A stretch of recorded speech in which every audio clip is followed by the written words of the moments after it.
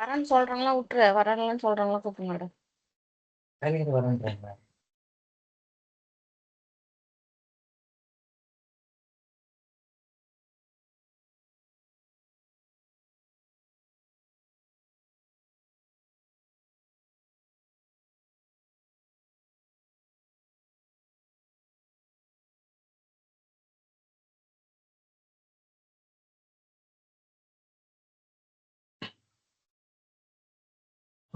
Hello everyone. I'm Prashant, PhD scholar at IIT Kanpur. So I will be taking this tutorial this week. In this week, generally professor talk about the multi-layer perceptron, forward bias, forward propagation and backward propagation. So we will see these topics in little bit details, solve some example. So the time is 5:58 p.m. right now. So we will start around 6:05. Then please wait. Otherwise, if you have any question, you can ask now.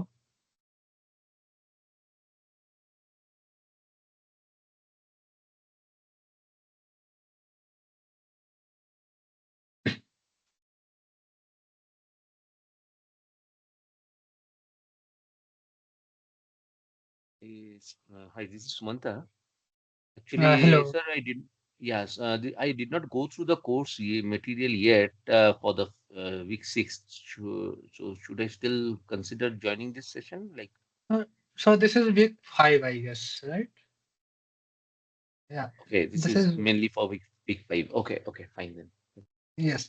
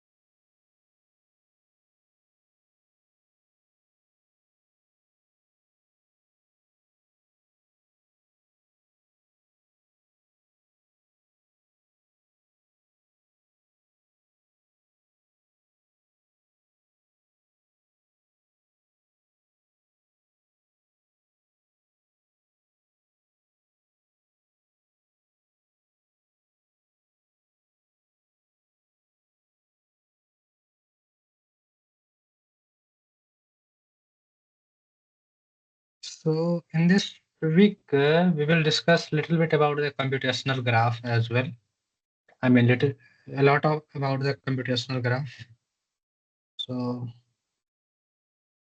yeah, let's see.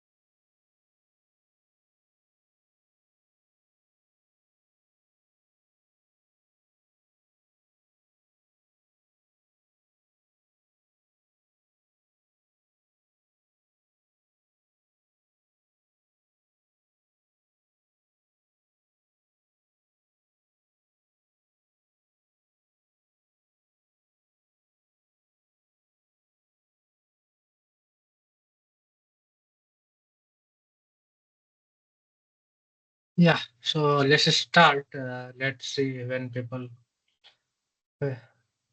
joins. So we will start with simple concept of perceptron. So we will talk about the perceptron first. The idea of perceptron came from the neurons that are within our uh, mind. You can say within our neuron systems working within the mind, and in which we say that we get some input, we process it, and we provide the output. Right. So similarly, the idea of perceptron came like you have multiple inputs. These are the input x1, x2, x3. You do the uh, weighted addition, like let's say each input has some weights. You add them here, and then you pass through some nonlinear function, and then you provide the output y. Okay. You can have a multiple output as well, but in a perceptron, you can have a multiple input and output.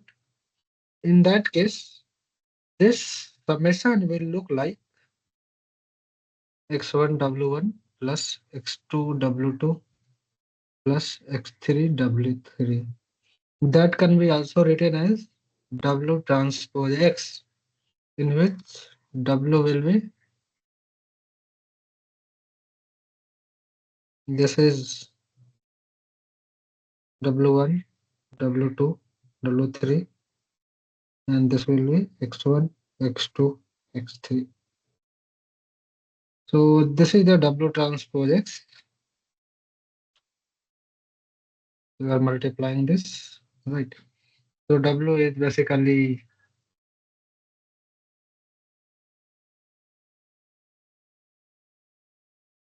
right.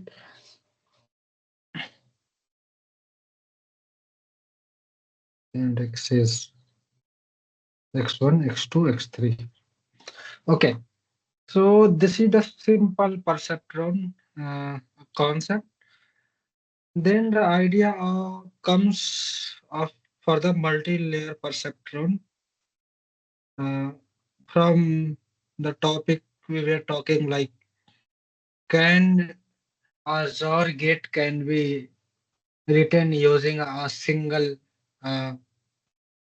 layer.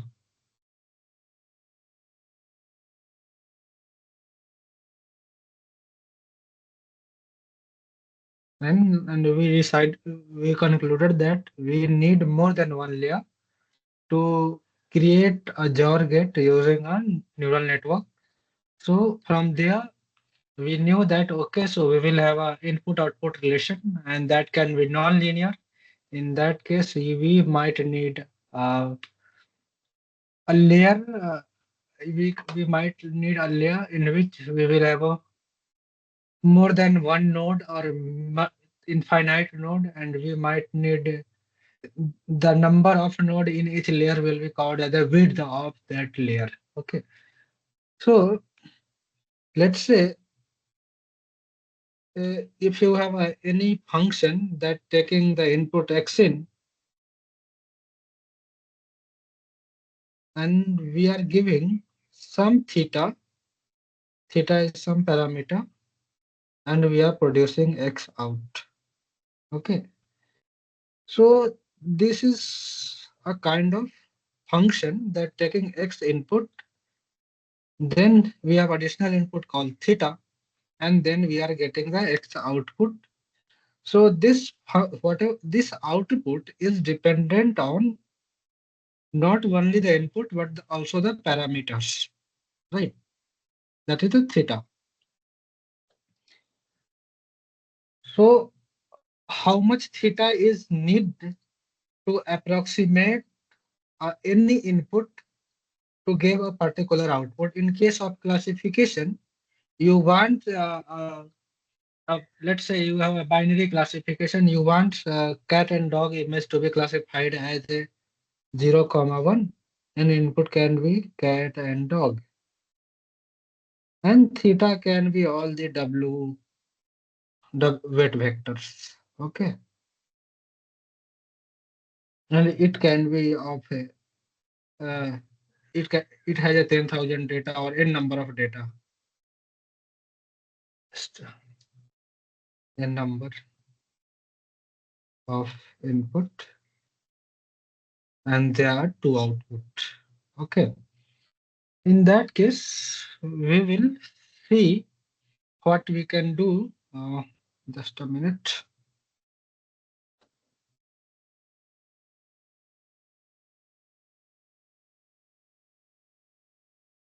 Okay.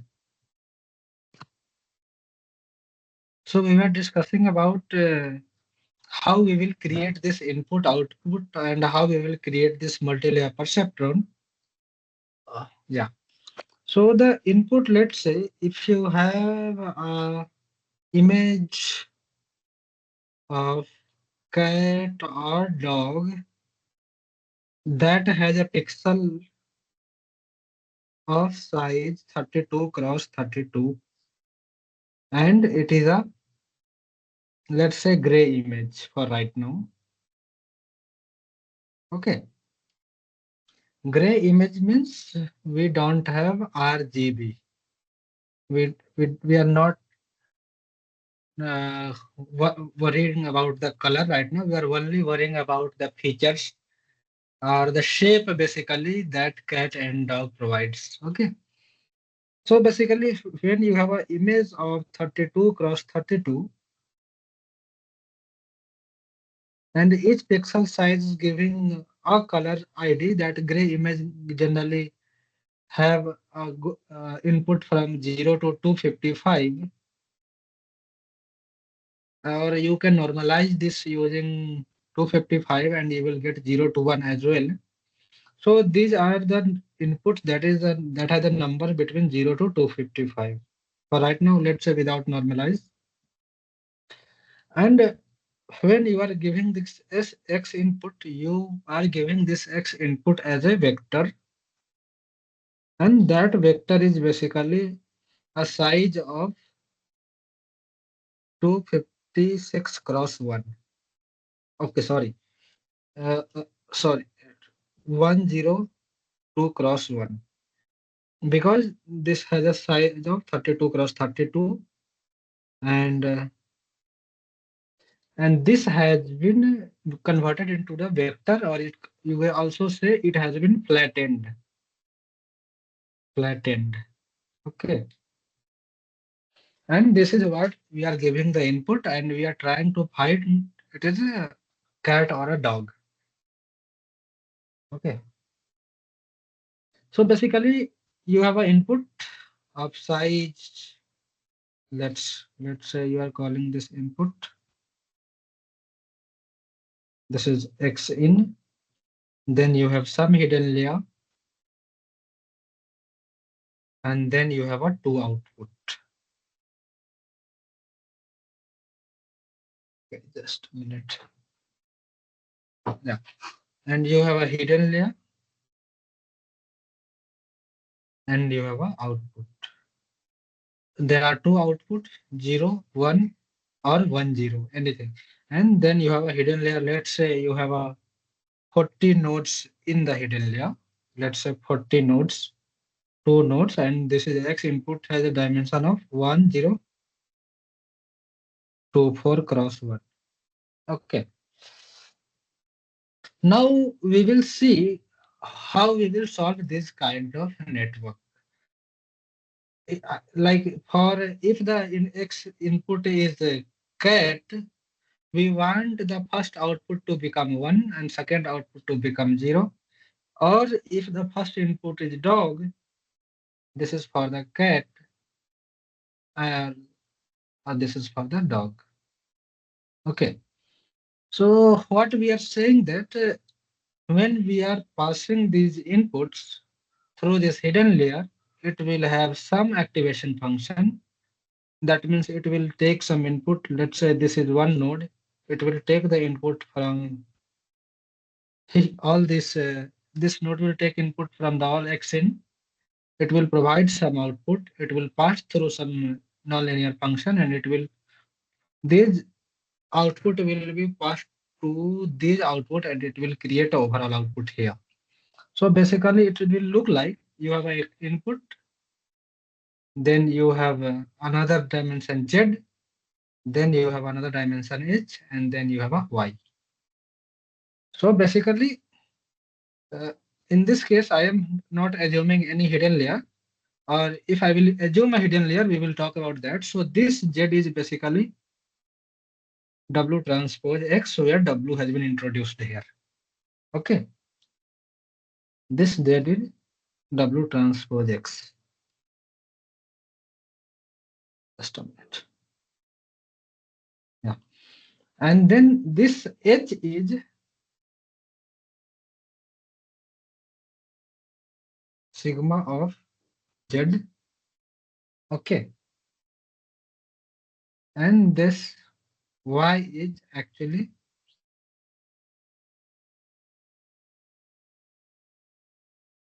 W transpose H.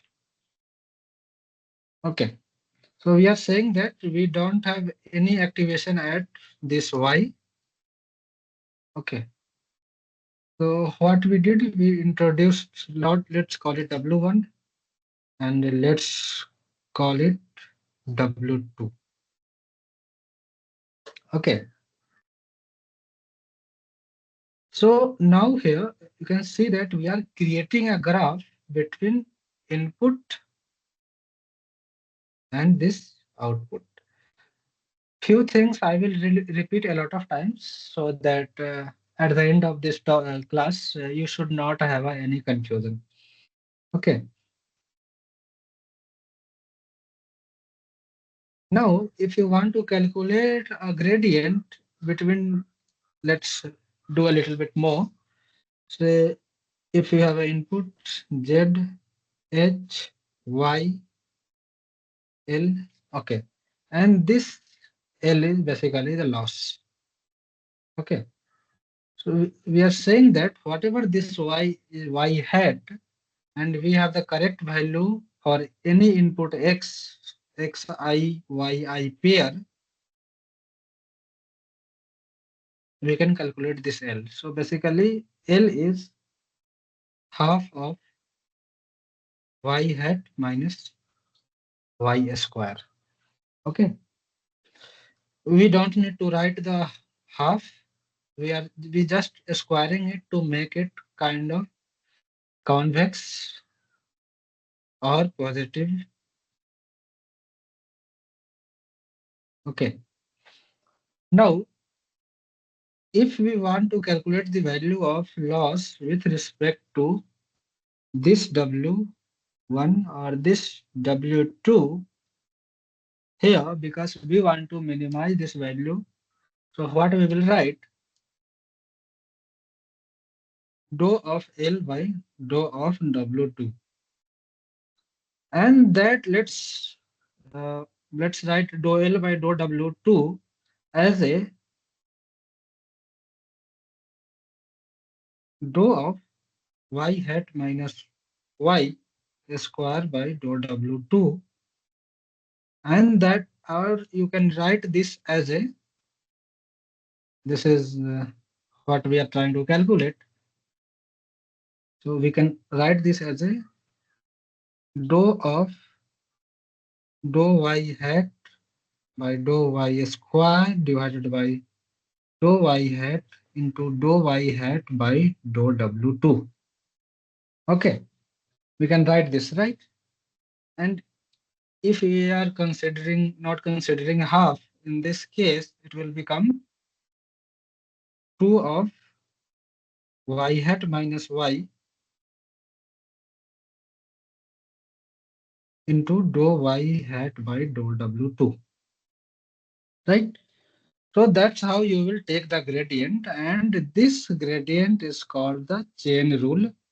That is the very initial concept of engineering mathematics. Okay.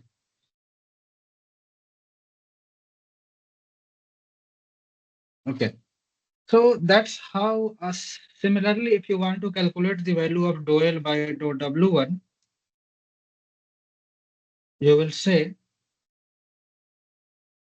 dou L, that is by dou Y hat into dou Y hat by dou H into dou H by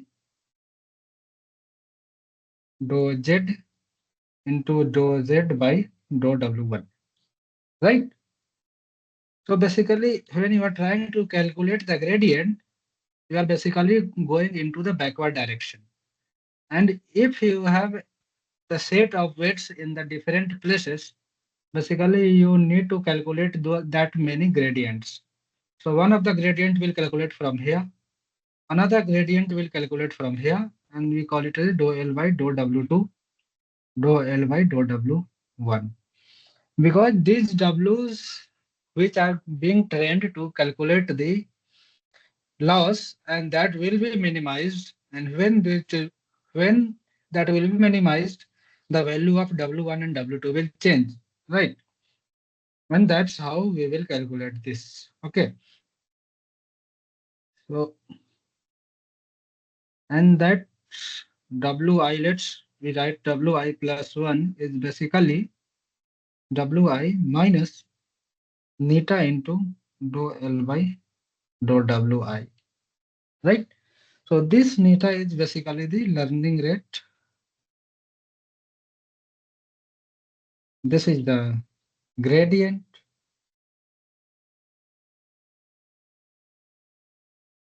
and this is what it will change to become Wi plus 1 in this iteration. Okay. Now we have understood a little bit about how this neural network works. Let's talk a little bit more about the linear algebra in the neural network. Okay. So when I was talking, like, I have a input x in has a dimension of n cross 1, and I have an output that has dimension of 1 cross 1, and then we have a function f. We are saying that y is a function of x and some theta. We are not worrying about the theta part out right now. In that case, or let's write f for right now.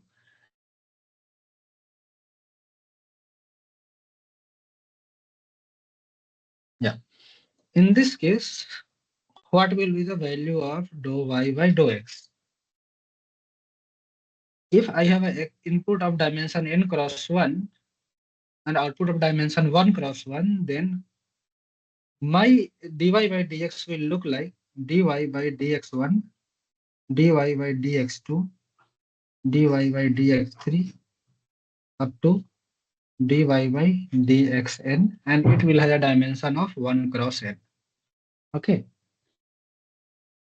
If my input has dimension, uh, if sorry, x input has a dimension 1 cross n, n cross 1, and the uh, y output has a dimension of 1 cross m, then my dy by dx will look like dy1 by dx1, dy2 by dx2 up to dy1 by dxn. Similarly, it will go down up to dym by dx1, dym by dx2 up to dym by dxn.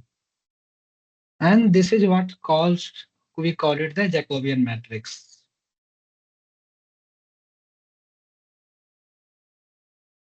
Any confusion? I think everything is the fundamental calculus from the engineering mathematics, right? And it will have a dimension of n cross. So we have the m rows, and so basically it will have a dimension of m cross n.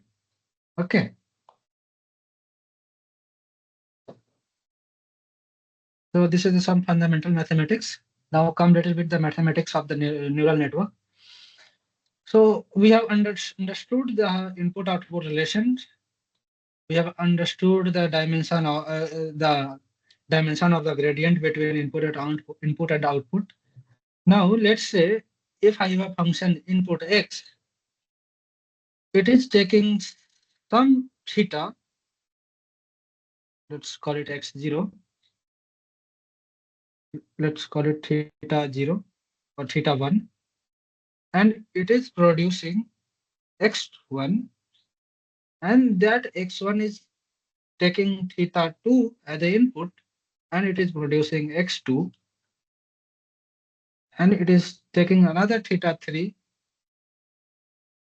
or it is producing x3, in which let's call it as a f1, f2, and f3. In this case, this is the layer 1, layer 0, layer 1, and layer 2. Okay. So basically, this f1 is function of x0 and theta 1. f2 is a function of x1 and theta 2. And f3 is the function of x2 and theta 3. So I am trying to tell the same thing in a different ways, so that when at the end of the day, when we will be solving this question, you should not have any confusion, and you should be able to solve this question very clearly. Right. So this is what a simple multi-layer perceptual neural network will look like.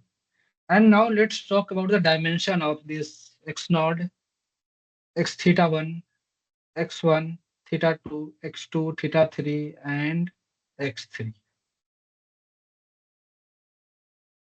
Okay.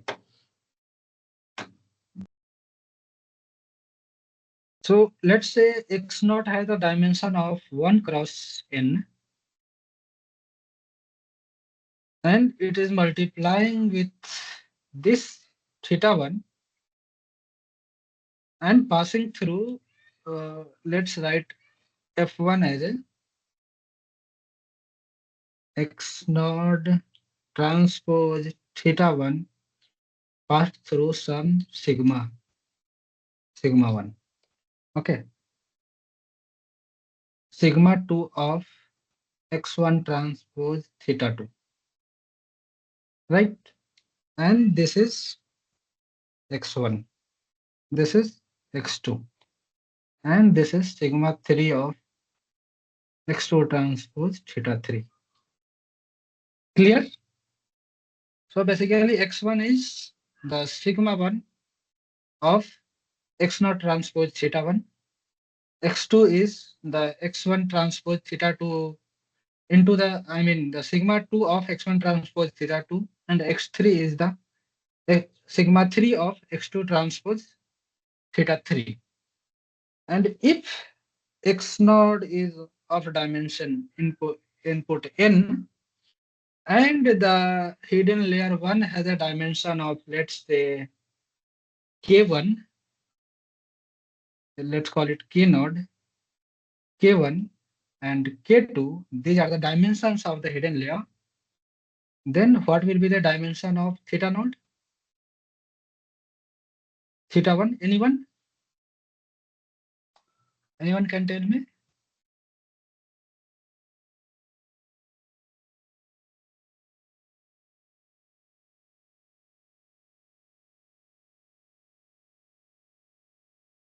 Could it be n cross k1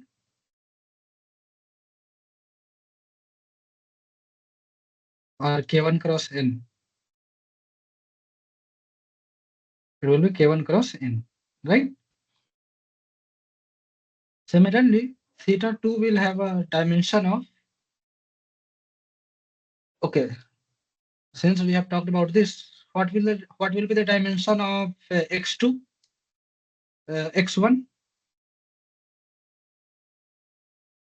It will be 1 cross k1, right? Because if you multiply 1 cross n into that is, I'm doing some mistake here, I guess. Transpose, I think so. Yeah, I am. I think I'm. mm, let's 1 cross call n it as. will be transport, right? Transpose. So Yes, it will be n cross 1.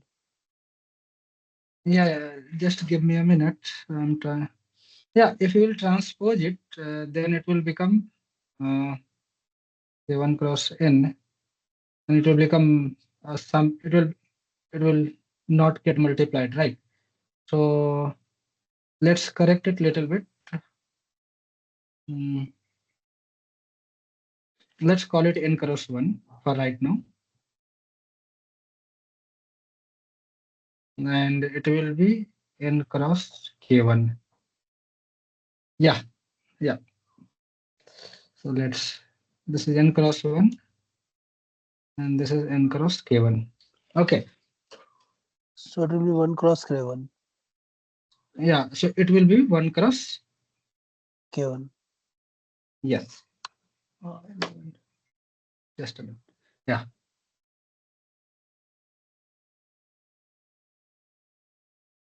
Yeah, it will be 1 cross k1. Right. I think we are doing some transpose mistakes. I guess so. And then theta, it will have a dimension of k1, k2 cross k1. Right. Uh, hmm, I'm doing some mistake. Where In I'm theta taking. 1 you wrote n cross k1, and here you're writing k2 into k1. No, for theta 2. Okay. Like for theta 2, you have an input of dimension. You are getting a dimension 1 cross k1. And in the theta 2, you are having the. Okay, sorry. Okay. So I had to write this as a k node. Okay, sorry. So if I will write this k node, then this will become. Right. This is what you wanted, right? I guess. Yeah. So basically you got this input here as a dimension of k1, k node, and then you want to create this W transpose X, that is the F2, sigma of W transpose X. Then you will have the theta 2 should have a dimension of k1 cross k2, or the k naught cross k1. Or right. So that's how your. Just give me a minute. Let me fix this fundamental mistake. Somewhere I am doing some fundamental mistake. Okay. Sure, yes. Yeah.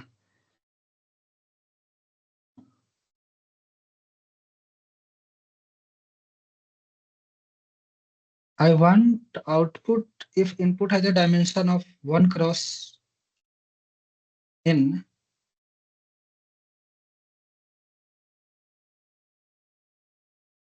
Then this theta is of k1.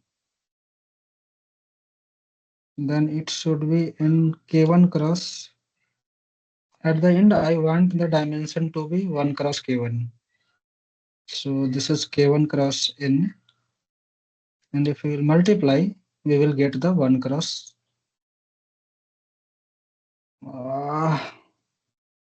Okay. Yeah, right. I was doing a mistake here only. So this is k1 cross. We have to do what? W transpose X, right? So at the end. But here you're passing to sigmoid x transpose theta. So transpose will be done for x. So only possible thing is if theta is n cross k. N cross k. Yeah. That's why I was thinking where I am doing mistakes. So basically, we have to do W transpose X, okay, not the X transpose theta. Okay. Means the previous layer. Previous layer. Yeah. Right? Okay. Yeah. So we write W transpose X, right? So W is basically the theta here. That is the parameter. Theta. Yeah. So here it was a mistake. Okay. Yeah. That's why you should keep looking into it. Yeah. Here it is. Okay.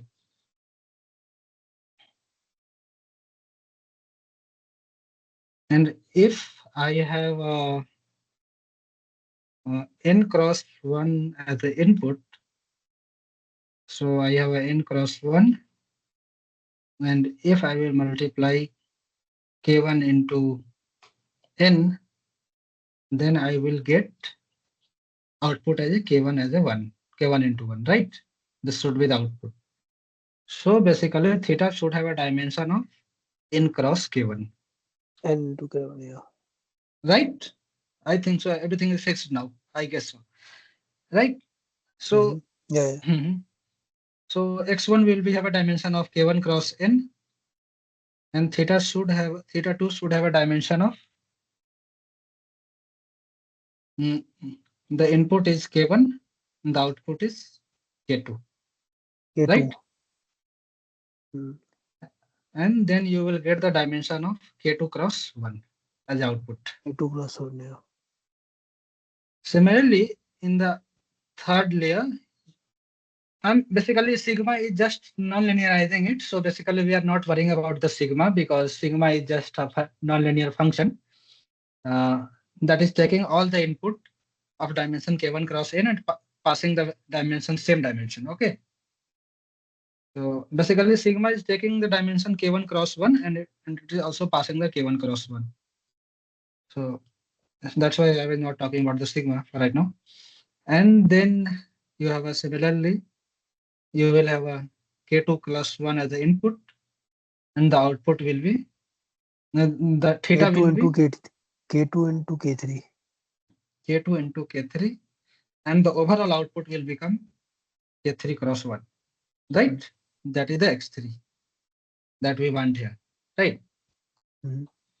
So, and if n is, let's say, 2, then input is 2, and if k3 is 1, then output is 1, right? If n is, in this case, the earlier I was discussing for this image, then n will be 1024 and k3 will be 2, right? And k1, k2 can be a number of hidden layer in between, right? Understandable? Yeah. Okay, so this is what the simple forward propagation looks like. I talked about the backward propagation little bit earlier. So let's look little bit more into the detail. Propagation.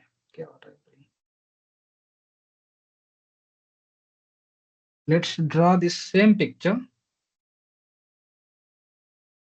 That is taking input x1, creating x node. This is the f1, x1, f2, theta 2, f3, and let's call it x1, x2, x3. This is the theta 3. Okay, so this is the forward pass. Forward pass. After calculating the x3, you have calculated the loss. Let's call it L. X3, and let's call it L. Okay, and this L will look like arg mean theta sigma of 1 by 2n of x3i minus for each you have a pair of x node I, yi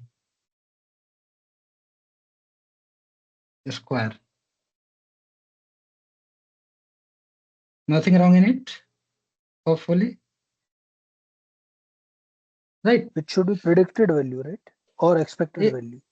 Yeah, so this is the predicted value and this is the expected value. I mean, this is the Accepted value. true, this is true value and this is the True value. predicted value. Yeah, right. So we are saying that for each input, I have this correct yi. So this is the input output uh, pair. Okay. So this is the loss you have calculated, and now you want to correct the value of theta. So basically, you want to find the value of dou L by dou theta 3, dou L by dou theta 2, and dou L by dou theta 1. Okay.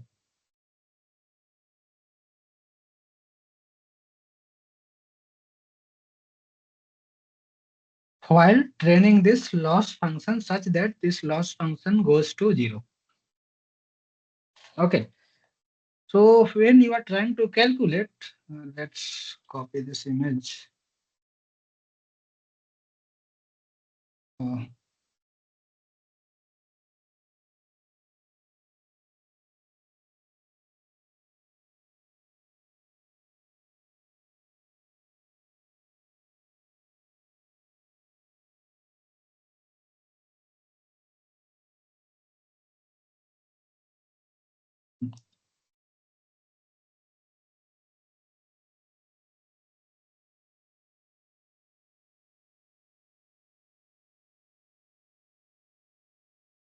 okay. So now we have this forward propagation. So now we are trying to calculate this backward propagation, in which we want to calculate this value of this, and this. So if you are trying to calculate the dou L by dou theta 3, so basically you are worried about the relation that is going from here to here. If you are talking about this dou L by, let's write this, dou L by dou, okay, dou theta 2, that is, and if you are taking dou L by dou theta 1. Okay. So if you have to write the dou L by dou theta 3, you will basically write dou L by dou x3 into dou x3 by dou theta 3. Right? Because this L is dependent on x3 and this x3 is dependent on theta 3. And this theta is also multiplied with the dou x2. Okay. You can write. Basically, we are trying to calculate the dou L by dou theta 3 for right now.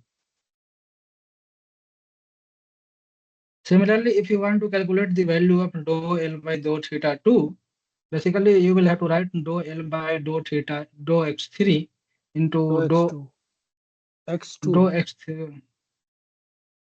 No, you have to go serially. You cannot jump from here to here because there is no parallel relation between L and x2, right? So I will come to that as well.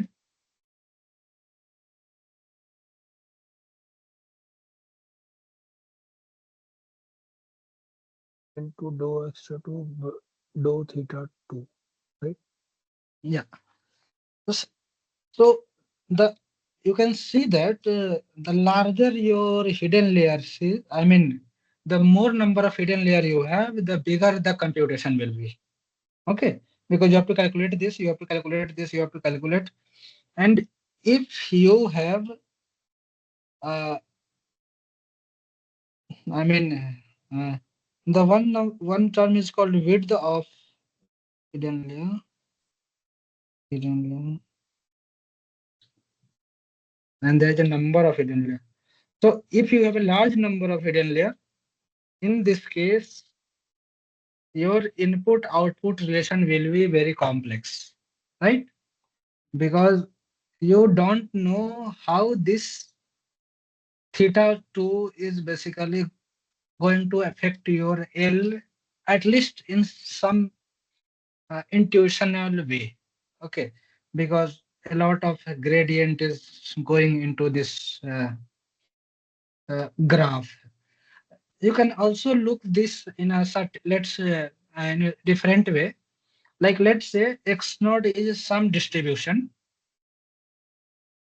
F1 is another distribution, F2 is another distribution, F3 is another distribution, and X3 is another distribution. Let's talk a little bit about the Bayesian kind of a network. And you are getting the output X3 that is also a distribution. And if you want to change the X1, basically you are trying to disturb the distribution of a lot of things in between.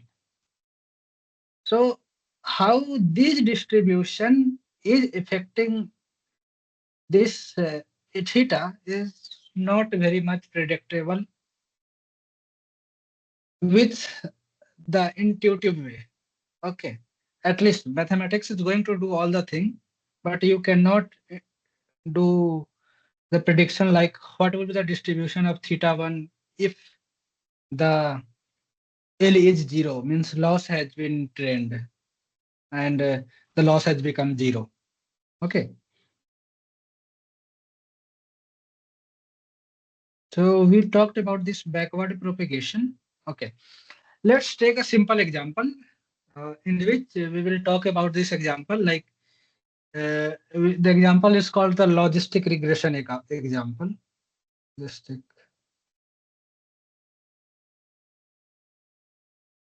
example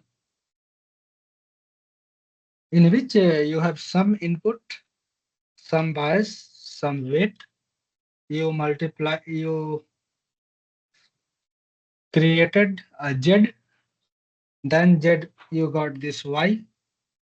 From Y you got this loss, and from loss you calculated the logistic regression, another loss, and that is this logistic regression is dependent on some regularizer R. That R is dependent on weight, and this is what is the graph looks like. Okay. So basically, you know how the logistic regression look like. So Z will be Wx plus B. Y will be sigma of Wx plus B, right? Or let's call it Z. Then and you have a true value here. Let's call it T. That is coming into the picture to calculate the value L, and L is basically half of y minus t square, and R is basically half of weight square, and a logistic regression is basically L plus lambda R. What is T here? T is the true value. Okay. Okay. So we have this graph where input I have this output, I have the logistic regression loss function, and I am also calculating this regularizer from the weights. So that's how my relation look like. So you can see that the Z is dependent on X, Y is dependent on Z, the L is dependent on Y, R is dependent on W, and L is dependent on L and R, whatever their previous relation is. So you can see that there is a one graph. This is the first graph, and this is the second graph. So there is a when a overall loss has a direct relation with the W as well as this causal relation with the W. Like L regression is because of the L is because of the Y is because of Z, and Z is because of the W. And L is because of the R, and R is because of the W. So this is also a causal because this is related with W, but not directly, or you can call it directly if you are saying that L regression is L plus lambda into half W square, that is also fine. You want to remove the R for right now, like, okay, I don't want a lot of memory in my computation. That is also fine. Then you can say the L regression is directly related to the W. So you can see this, the dependence of L regression on W is basically L is also dependent on W plus R is also dependent on W, right? And if someone wants to calculate the value of dou L regression by dou W, basically they will calculate dou L by dou W into lambda into plus dou R by dou W, right? No confusion? Yes, correct. Yeah. So this was the one idea. Let's go a little bit deeper. So there is a website called Scientific ML Book by this MIT. So they are basically explaining it. Uh, if I will show you this direct website in this lecture, I will not be able to upload in the YouTube. Otherwise, I would have showed you. So how much time it has? 6:49. Okay. So yeah.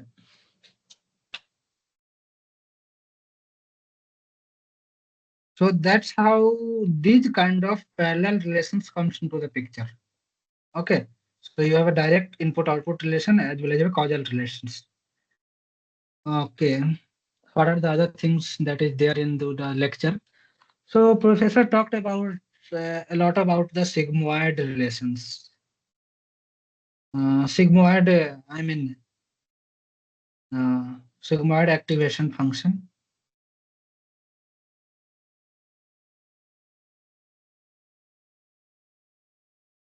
For logistic problems.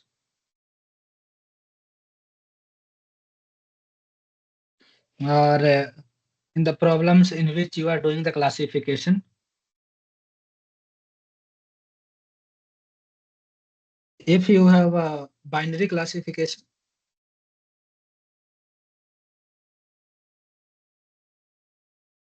what you do? You do the you have a you have to decide between either A or B. So either A or B, or cat or dog or 0 or 1. That is called binary classification, in which he used the sigmoid, or basically the sigmoid is used. However, when we use the multi-class classification,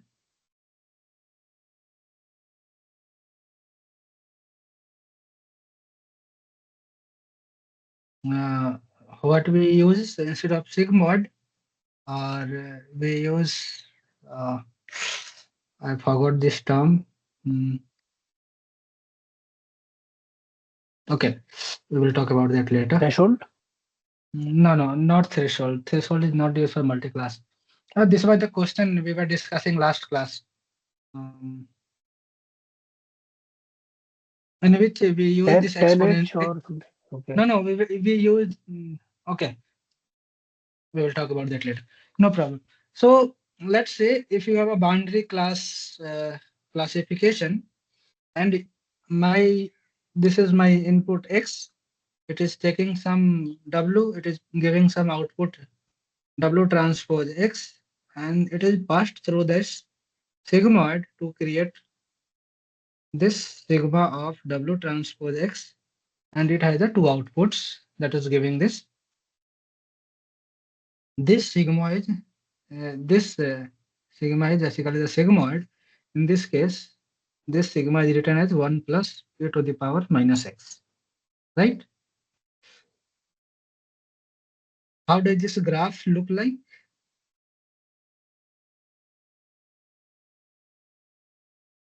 This is not the x, this is x. So if x is in minus infinity, then this will become positive and this will become very large. So it will tend to become 0. If it is x is 0, then this will become 1. So it will goes to half. And then if it is if the x is infinity, then this will become 0 and this will become 1. So this is 0, half, and this is 1. Okay. And if you will try to find the derivative of sigma with respect to x, what will it become? It will become sigma of 1 minus sigma. So basically, just to remind you this the differentiation rule, it will become 1 minus sigma of, sorry, 1 plus e to the power minus x square into 1 1 plus e to the power minus x into 0 minus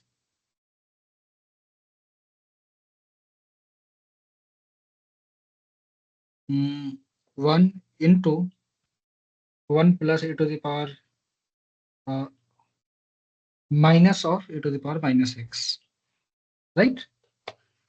So it will become e to the power minus x divided by 1 plus e to the power minus x.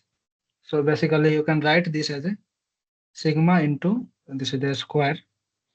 So sigma will become basically 1 by 1 plus e to the power minus x into 1 minus sigma. So basically the 1 will get subtracted. So you can write this as a 1 plus e to the power minus x. I think we are doing some mistake. So it can be either way, this way as well. Okay, I think so. So this will become 1 plus e to the power minus x, and you can write this as a sigma into 1 minus sigma. Okay. No, this is correct. So we are getting this 1 plus e to the power minus x minus 1. Yeah. So this will become 1 minus sigma. So yeah. So that's how the gradient will look like of this sigmoid. And let's say, and the gradient will look something like at x equal to 0, what will be the value of sigma? This will become half, and this will become 1 by half. So it will become 1 by 4.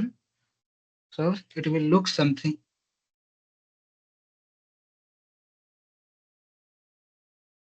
It will look something like this.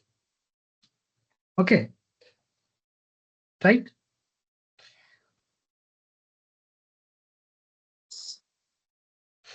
Now, like we started the discussion about this classification. So let's say your output is basically sigma of W transpose X, and then your correct value is Y, and then you are trying to calculate the sum and half, and they're calling it as a loss. And then you want to calculate this value of dou L by dou W. Then it will become, the two will get cancelled. Then you will write, let's write something like this. So dou of dou L by dou sigma into dou sigma by dou W. Okay. Is it fine? Yes. So basically the graph is like L is dependent on sigma, or let's call it as a Y for right now. Y hat, and Y hat is dependent on sigma, and sigma is dependent on W, right? And this itself is so basically when you will calculate the dou L by dou sigma, it will become sigma of W transpose X minus Y, correct? Into, this is the Y hat, so it will give you sigma of 1 minus sigma into W transpose X, correct? Yes. Perfect. So yeah, this is correct, this is correct, and this is correct. Yeah, okay. And this sigma is basically keeping the W transpose X. So basically this sigma has the W transpose X because this is a function, okay? Now, let's say if you are doing some binary classification in which you are giving the input something cat and your output, it is expected that you should get to something 1 comma 0. However, if you are getting like, let's say not 1 comma 0, let's call a1 a2 such that a1 plus a2 is 1, like this is what is expected at output because sigma is producing the output. And if the something is uh, like if sigma is producing the output, it will produce something between 0 and 1, right? And if it's a binary classification, the sum of this output will be normalized and it will give you a1 and a2 and such that a1 plus a2 is basically 1. So for cat, the value of a1 should be greater than a2 for cat, and for dog, it should be a2 should be greater than a1, or let's write a1 should be greater than a2, or ideally a1 should be 1 and a2 should be 0 for cat, and for dog a1 is equal to 0 and a2 is equal to 1. Okay. Now let's say what will happen. Your input is cat and you wanted the output to be 1 comma 0. However, you are getting the output 0 comma 1. So your output is 0 comma 1 right now. So that is a like error, right? So in that case, that should act as your error, right? And that error should be has some value. However, in this case, if you will give one, if you will give this sigma as a like W transpose sigma as a 0 and comma 1, this will become 0, right? Because 1 minus 1 is 0, or even if like 0 and 1, then this will also become 0. So basically, in this case, when we are trying to, in the case of binary classification, whenever we are trying to create this kind of loss, we are always going to get the loss that is very small or either 0. And if your loss itself is a 0, you will not be able to train your W, right? In that in that case, you will always get your prediction wrong, right? You are giving the cat, you are getting the answer as a dog. So in that case, the idea of cross entropy loss came into the picture.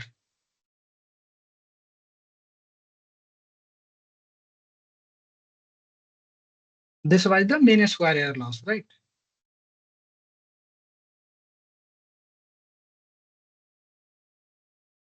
Okay, just a minute.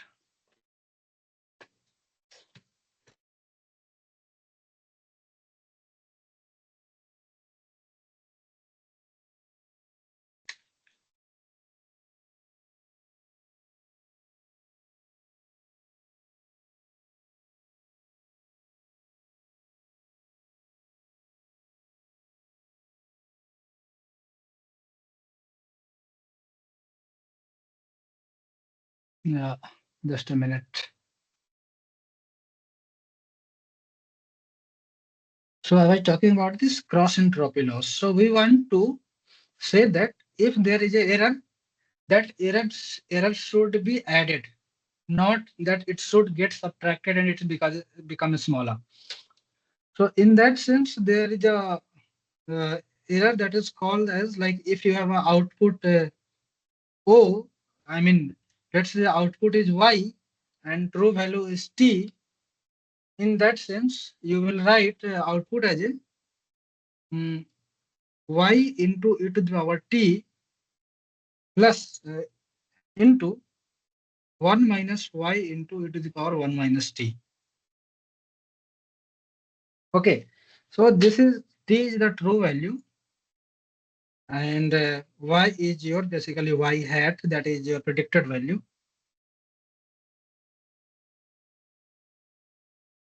So basically, for the comfort, we convert this into the logarithm, and then we say that I'm not sure if I'm going right. Okay, this just a minute. Let me check. Yeah, so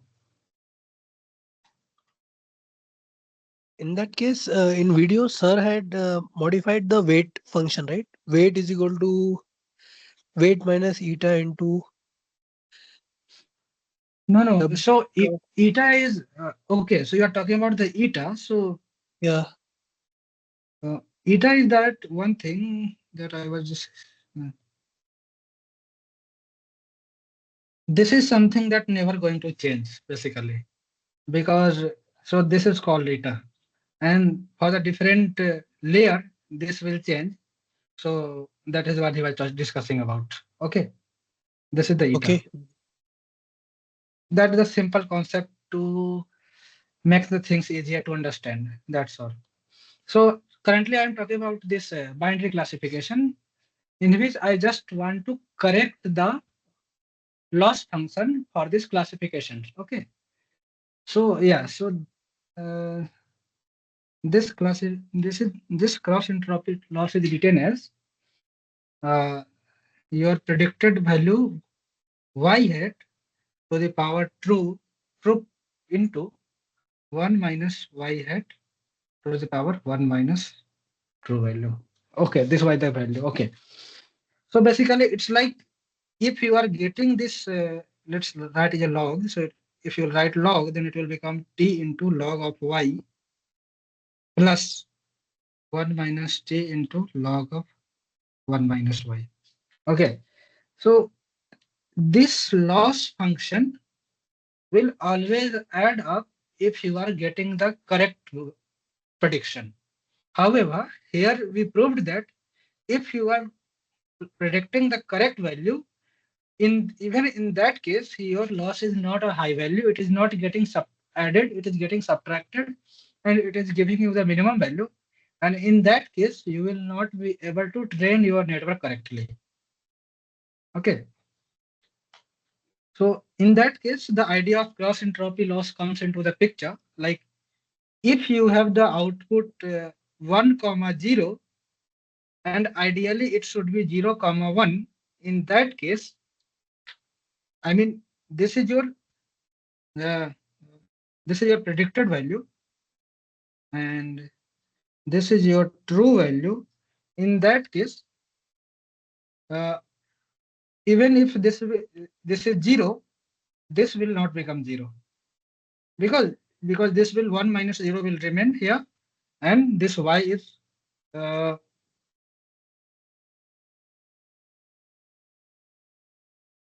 this is the y hat, right? I mean, this will become infinity. Log 0 is infinity, right? I guess so. Yeah. So in that sense, this will become infinity, and this overall loss will become larger. However, in real scenarios, the y never goes to a perfect 0 or the perfect 1. In this case, this is telling you that you will always get the value when you are going wrong. Okay. Until you train the correct value. Understood? Anyone? Just a minute. Yeah. So what I am trying to tell that if this is your predicted value and this is your correct value, if you are getting the prediction 1 and your correct value is 0, in this case, what will happen? This will become 0 because log 1 is 0. However, if you will go there, this will become 1 minus t, it will become 1, and if this become infinity. So this will overall become a very large number. However, in real scenario, you never get the value 1 or 0. You always get the value something a1 and a2, such that a1 plus a2 are 1 and a1 comma a2 are always positive. Okay. And these a1 and a2 value will always amplify the loss using this cross entropy loss function if you are predicting the wrong value. If prediction is incorrect, cross entropy loss will amplify the loss instead of making it a 0. So this is what we want. If the prediction is incorrect, I should have a loss function. I should have a loss value, and that loss should be large.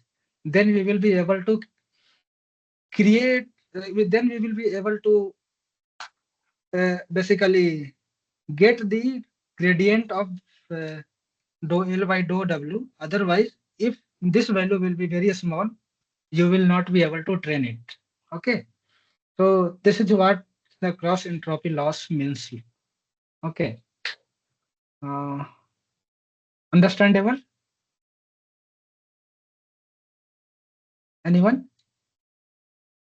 Any doubt? Yes, a bit. Yes. Yeah, because I'm not from this machine learning background. So basically, I am a science person. I do a very less of classification, but I think you understood it. So should I repeat it again, or like in this case, when you are doing this MSc error, whatever, like in ideal cases, like when your output is 1 or 0, basically you are always going to get this overall output at 0, overall loss as a 0. And when you are getting the overall loss 0, then you are not able to train anything. However, in case of cross entropy loss, you are getting the infinity whenever your error is, you are not predicting the correct value. Right. And whenever you are not predicting the correct value, you should get a large error. That's why this cross entropy loss is very important in the case of classifications. Okay. If your prediction is 1, 0 and your true value is 1, 0, then your, like, let's say this is 1, this is 1, so this will become 0. If this is 1 and this is also 1, this will also become 0 because this has become 0 and this has become 0. So even though this is infinity, but this is 0, so 0 into 0 is 0. So you will get the 0 as a overall error because you are predicting the correct value. Understood? So if your prediction is 0, 1 and your true value is 0, 1, let's take that your output is 1 and 1. So basically, if this is 1 and this is 1, so 1 into 0 is 0 and 0 into infinity is also 0. Or something like that. I'm sorry. Yeah, 1 into 1 is 0. Sorry. Yeah. So this is 1 and this is 1. So this will become 0. So that is 0. And this is 0 and this is infinity. Then it will become 0. So you are getting the 0 loss because you are predicting correct. If you are predicting incorrect, then you will get the infinite loss. But this is the ideal condition. You will never get the value 1 and 0 as your output. You will always get the value a1 and a2 that will be positive and their sum will be 1. So I will get 0.44, 0.56, 0.95, 0.05. So which one will be higher? That will be your correct prediction. Okay. And in these cases,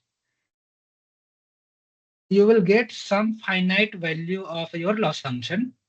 And if you are predicting the correct loss function, this will amplify.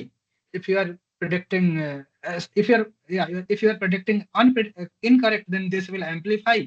If you are predicting correct, then it will keep on becoming lower, lower, and lower. Because we have already seen in the ideal cases, if the prediction is correct, then cross entropy loss becomes zero. If prediction is incorrect, then it becomes infinite. I don't think you need anything more to understand this. So basically, entropy is increasing if your prediction is incorrect. Okay. And what does it mean by entropy? Entropy is like the orderness, like chaos. So if you are predicting incorrect, the chaos is increasing. If you are predicting the correct, the chaos is decreasing. That's why this name, the cross entropy loss, comes into the picture. Okay. So yeah, so this was the overall almost. I don't, anything else you want me to cover? Because I think I have discussed almost everything. Anyone? Anything else? And then we will solve some questions and then we will finish this. Anyone? Okay. So let's see. We will solve some question.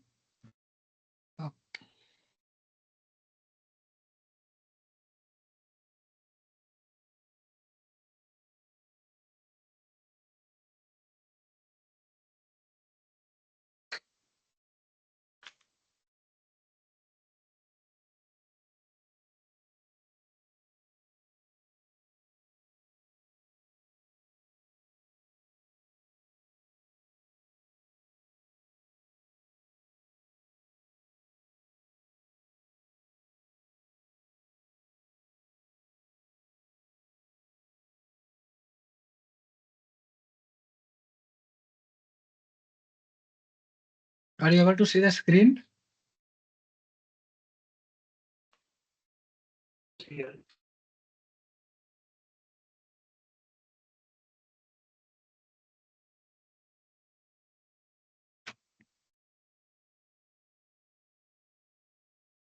Yeah. So let's see the question number 1. Suppose a fully connected neural network has a single hidden layer with 30 nodes. The input is represented by 3D feature vector. So a single hidden layer with 30 nodes and the input is represented by 3D feature vector. And we have a binary classification problem. Calculate the number of parameters of the network.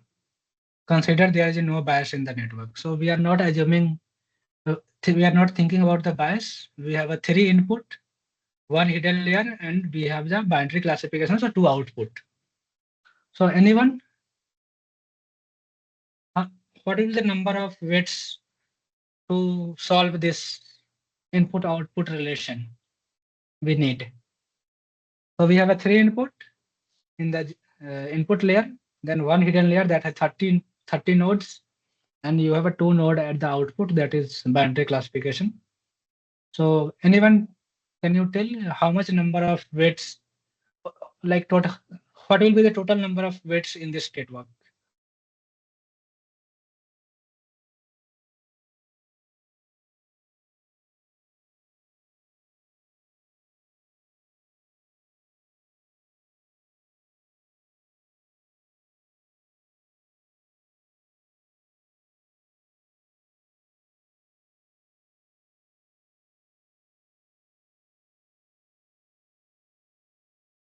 Okay. So basically, let's see if you have 30 nodes at the hidden layer and you have a 3D feature vector, means 3 input as input. So basically, to each node, you will give the 3 weights. So basically, you will have a 90, right? And then from the 30 nodes, you have a output as a binary classification. So you have a 2 output. So how much you need as the output? So should I draw it, or are you not able to solve it?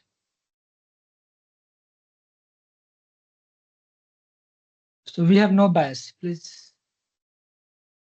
Are you there? Anyone?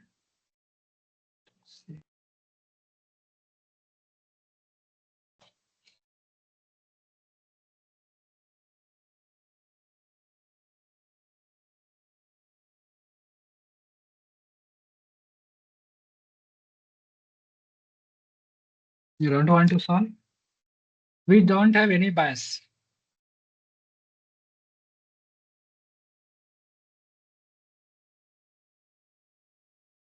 Wow. Okay.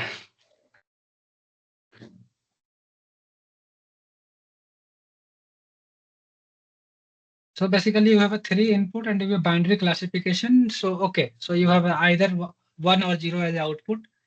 In this case, you have a one output only as the output. So you will have a 30 plus 3 as the input. So I already talked, like each input will give, each node will take the 3 inputs from the 3D picture. So, and you have 30 nodes. So basically you have a 90, and that output is having, in this case, they are assuming that they have the only one output.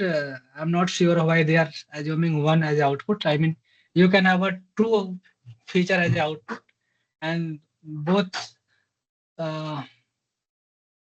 This is not correct. I'm not sure this is correct. The answer should be basically 150, because you have a two output. So the both output will take the 30 input from the 30 nodes to create the two outputs. And in that case, the 150 will be the correct value. Okay.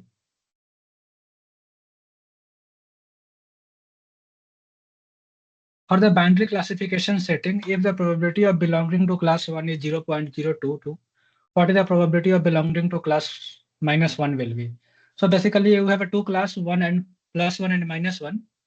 So if you have predicted that the output is 0.22 for +1, then what will be for the -1?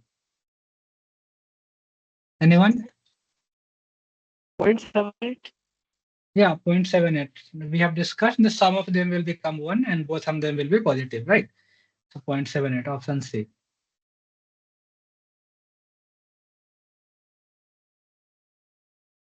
Yeah. So yeah, the input of the softmax activation function is 246. What will be the output? Yeah, so this is what I was discussing about earlier, the softmax activation. So basically in the softmax activation, you normalize it using the exponential values. So the output will be e to the power 2 by summation of e to the power 2 plus e to the power 4 plus e to the power 6. Right? Yeah. So which one should be the correct? Definitely not A. 1 second. I think so. B could be the one. B. Yes. Yeah. I mean, Because this even is if increasing in the correct. you are not If solving, the I'm options are considering, very obvious, right? yeah, Yeah. Like yeah, you can because see it is this. increasing for me. Yes.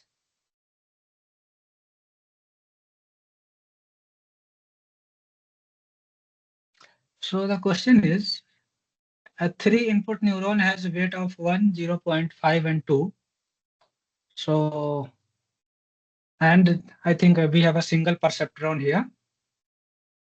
And the constant of the, and that, okay. So basically you have a perceptron that is taking 3 input, and the output is passed through a linear layer, linear activation function that has the, you can say, the slope of 2. So what will be the output? So basically you will basically do the summation, weighted summation. The input are 2, 20, and 4. So you will multiply Plus 10 these. plus 8. Into 2. 2 plus 10 plus 8 plus into 2. Yeah, so what will it be? 40. 40. not- Okay. Great. Yeah, so the question is, which one of the following activation is not analytically differentiable for real values of a given input? So we have discussed in the last class, like, okay, sigmoid is, we have just talked about the sigmoid right now, and sigmoid is a smooth function, right? And we can find the value of uh, uh, differentiation of sigmoid, the first order differentiation, even second order differentiation. Even tan h is uh, a smooth function. This goes from -1 to +1, more like a sigmoid. None of the above. No, why not? We have the third option, Because ReLU. ReLU is 0 for value x less than 0, and for more than 0, it is okay. Yeah, ReLU is not differentiable at 0. At 0. So option So C should be correct, yeah, right? that should be C. Yes. Which option, which function of this following perceptron realize? Okay, so basically you have three inputs. You have the weights, and then you have an activation function, and you have the output. So you have to give the input x1 and x2 as a 1, 0, or 0, like whatever you give in any gate, and whatever the output you will get, you have to decide what this overall perceptron is doing. So the options are here: and, nor, and NAND, or NAND, and or. So basically, please make the graph, please make the table, give the input as a 1, 1,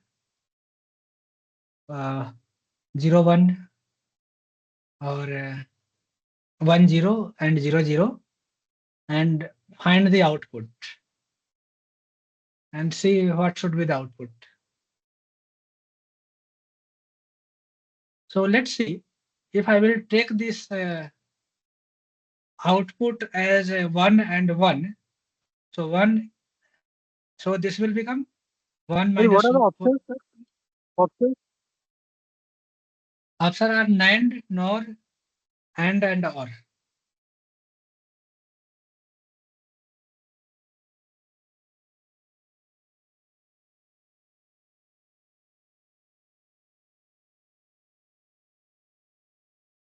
NAND. A is So let's see. Uh,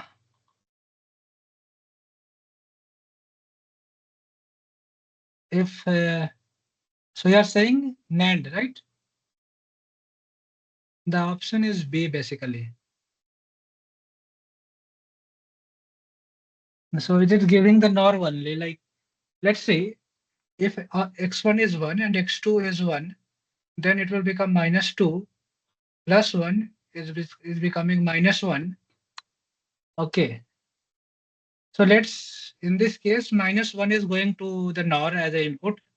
So in this case, let's assume that instead of having 0 as one of the input, the another input is -1. So input is +1 and -1.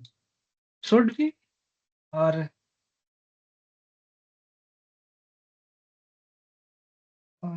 this is confusing. So let's say your input is 1 and x2 is 1. And since we give 1 and 0 as an input in any gate, then we should realize some value 1 or 0, positive value 1 or 0 here, but we are getting some negative value, right?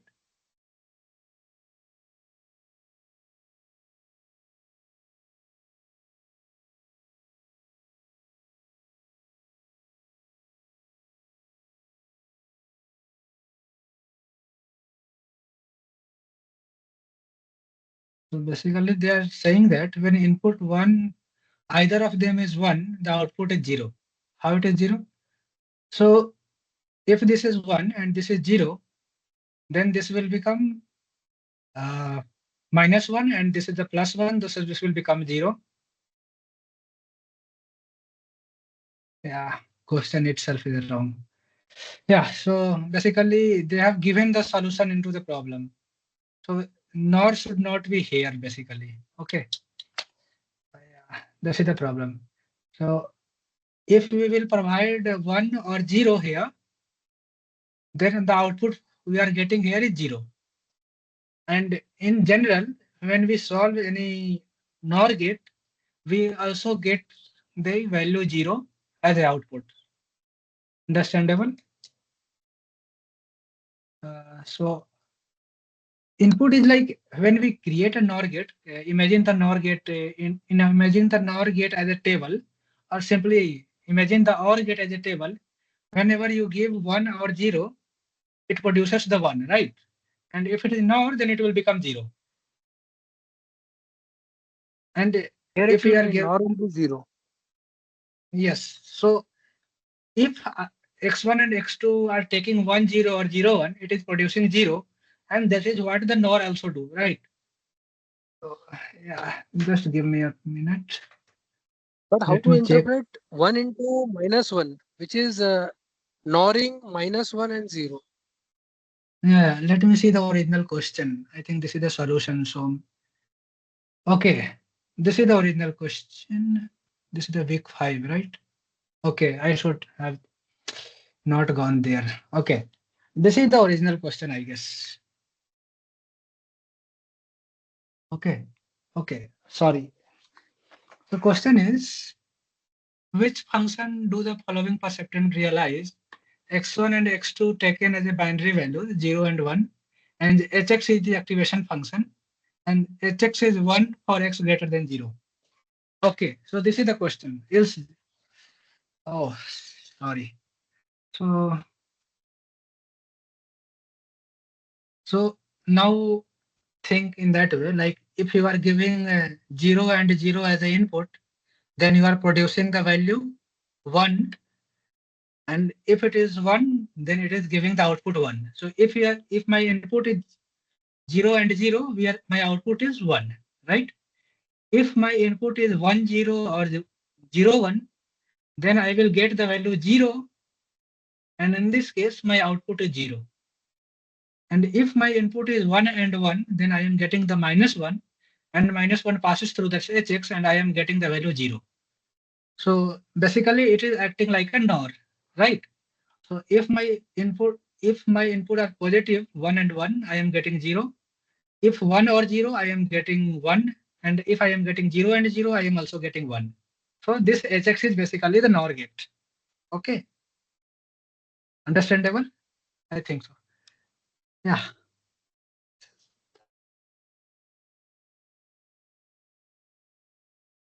Into the simple MLP model with 10 neurons into the input layer, 100 neurons to the neurons at the hidden layer, and 1 neuron into the output layer.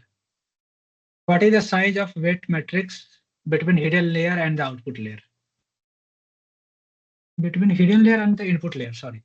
So basically, we have to tell the size of bias matrix and well as the weight matrix. So we were talking about the dimension as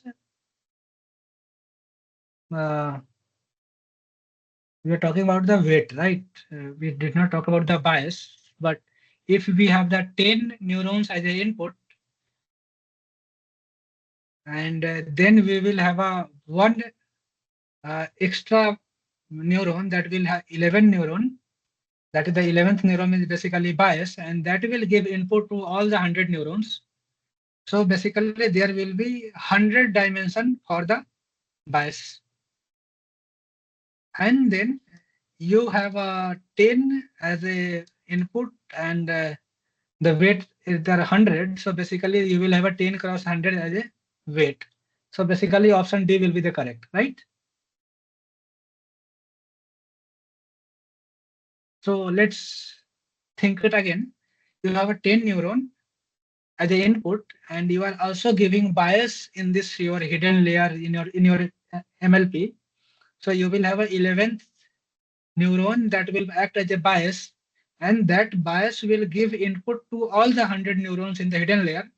So basically it will have a dimension of 100 cross 1, right?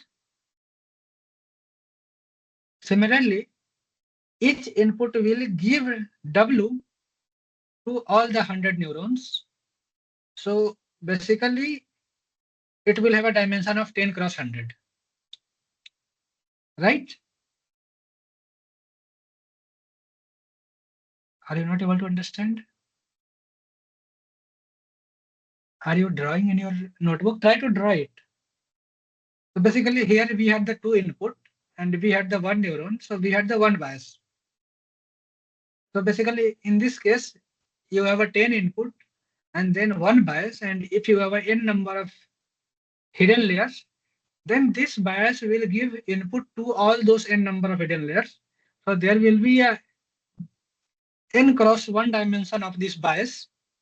And if you have a n number of hidden layer, then you will give input to all those n. And if you have like k number of input, then their dimension will be k cross n. So basically here 10 cross n is the weight bias and then 100 cross 1 is the weight matrix, and this is the bias matrix. Okay. Option D is the correct, right? Now there is another question in which consider a fully connected network with input, one hidden layer and output layer within the dimension 40, 2 and 1. So input dimension is 40, hidden layer is 2 and the output is 1 respectively in each layer. What is the total number of learnable parameter, no biases? So you have a 2 hidden layer. So 40 cross 2 will be the weights and 2 cross 1 will be the another weight, right? Because these two will take inputs from all the 40 inputs.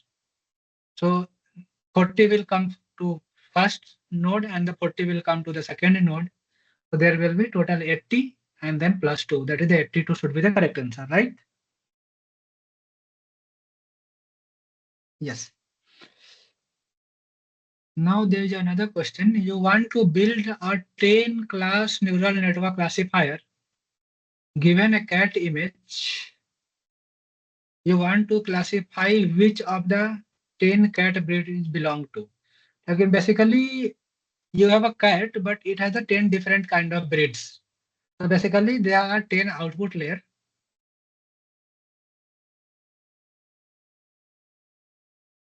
So which of the 4 options would be appropriate loss function to use for this task?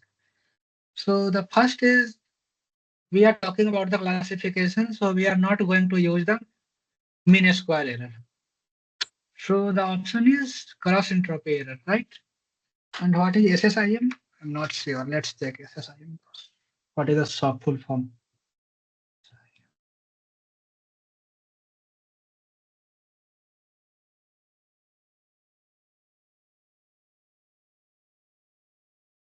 The structural similarity index.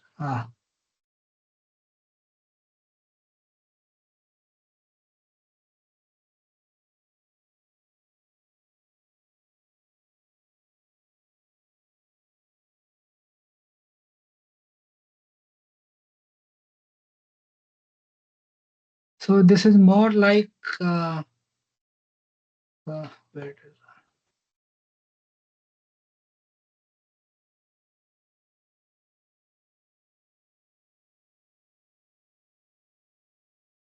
So definitely it according to what we studied, the correct right answer should be the cross entropy loss. The SSIM maybe I will try to discuss into the next class. I will read it and let you know. So the next question is, you would like to train a fully connected neural network with 5 hidden layers. Okay, so you have a 5 hidden layer, each with 10 hidden unit, and input is 20 dimensional and output is a scalar. So basically you have a 20 cross 5 into 10 plus 1 as a total number of layers and there is no bias, what will be the total number of trainable parameter? So basically you will have a 20 cross 10, right? And then these two are correct. And then you have a 5 hidden layer. So 10 cross 10 into 5. And then you have the one output layer that should be 10 cross 1. Okay. Am I correct? So you have a 20 hidden layer. So if you will try to draw 5 hidden layer, so first, second, third, fourth. So basically option B should be correct, right? Because you are using input, you are using the first layer for the input. So basically you will remain with the 4 hidden layer. So basically that would be 10 cross 10 into 4. And whatever the fourth output will be, that goes to the input output to that will be option B. Yeah, so option B is the correct one. So any confusion for the last question? Anyone?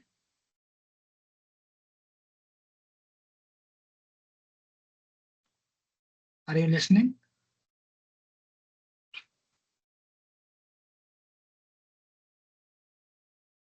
Or should I draw it? What is the answer of question number 3, sir? This one, Yeah. It's option B. Yeah. Okay, okay. Thank you, sir. Thank you. Actually, if you see this, all the options, they are itself incorrect because they have the equal values. And this seems logical. And then because we are the mathematicians, so we will not, we will look a little bit deeper. And the idea is like, if you will try to calculate the value of the first value, the first value will be like e to the power 2 divided by e to the power 2 plus e to the power 4 plus e to the power 6. The second value will be e to the power 4 divided by e to the power 2 plus e to the power 4 plus e to the power 6. And similarly for the third value. Okay, okay. Thank you, sir. Thank you. Okay. Any confusion for the last problem or any other problem? Or we can discuss more. I think you understood the last problem, right? Why we are using 4, not 5? Because the first hidden layer is being used for the input, and then you have a 4 hidden layer, and then you have the 1 output. Because input is just an input, it's not acting as any learning layer, right? Input is not learned. The weight for all the layers are being learned, and there is a weight for the output as well. Okay. So I think I will stop sharing for this week. I will share you few materials. You can go and read. So basically, okay, let go and watch the lectures or watch the PDF of deep learning from the MIT that has been MIT OCW that has been published in 2024. That has a very nice explanation of everything like forward propagation, backward propagation, and the matrix and everything. Okay. Thank you, sir. Yeah. Okay. So. Thank you, sir. Okay. Thank you. Thank you for joining. Okay. I will stop the recording.